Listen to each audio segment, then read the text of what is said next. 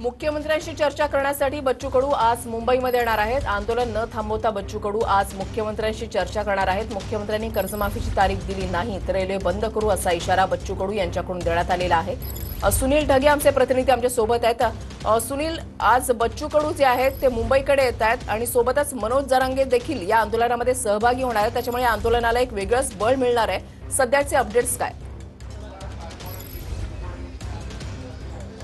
नक्कीच आपण या ठिकाणी बघू शकतो की बच्चू कडू यांचं कालपर्यंत रस्त्यावर असलेलं चक्काजाम आंदोलन संपलं, मात्र बच्चू कडूंचं आंदोलन सुरू आहे आणि हे आंदोलन आता या पेंडॉलमध्ये होणार आहे। आणि या ठिकाणी आपण जर बघितलं तर बच्चू कडूंचे कार्यकर्ते या ठिकाणी रात्रभर या ठिकाणी झोपलेले आहे।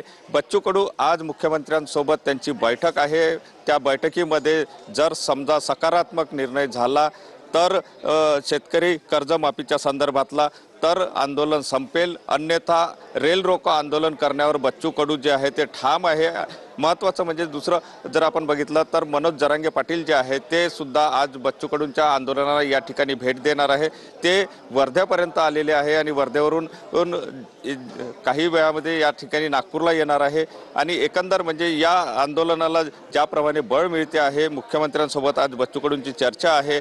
आंदोलनाच्या माध्यमातून जर आपण या ठिकाणी बघितलं तर एकंदर परिस्थिती बघितली तर शेतकऱ्याच्यासाठी करण्यात आलेलं हे आंदोलन जे आहे ते या ठिकाणी आता होणार आहे। मात्र या ठिकाणी जर बघितलं तर रात्रीपासून पाऊस कोसळतो आहे आणि त्यामुळे या ठिकाणी आंदोलनाच्या ठिकाणी चिखल झाल्याचं चित्र सुद्धा आपल्याला पाहायला मिळते आहे।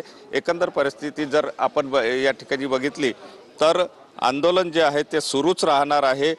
फक्त मुख्यमंत्र्यांसोबत सकारात्मक चर्चा झाली तर आंदोलन थांबेल, अन्यथा आंदोलन तीव्र केल्या जाईल, रेल रोको केल्या जाईल असा इशारा बच्चू कडूंनी दिलेला आहे। नक्कीच, धन्यवाद सुनील, तुम्ही दिलेल्या या सविस्तर माहितीसाठी।